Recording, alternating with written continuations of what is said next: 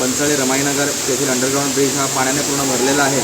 अनेक वेळा प्रशासनाला पत्रव्यवहार केलेले आहेत, परंतु प्रशासनाकडून कुठलीही ठोस कारवाई होत नाही, ठोस उपाययोजना होत नाहीत।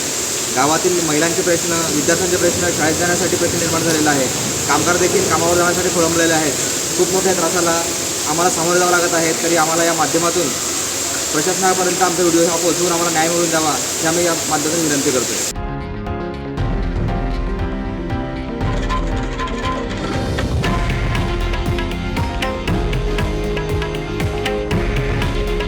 हे आहे देशातील नंबर 1 न्यूज नेटवर्क आणि आपण पाहत आहात TV9 मराठी।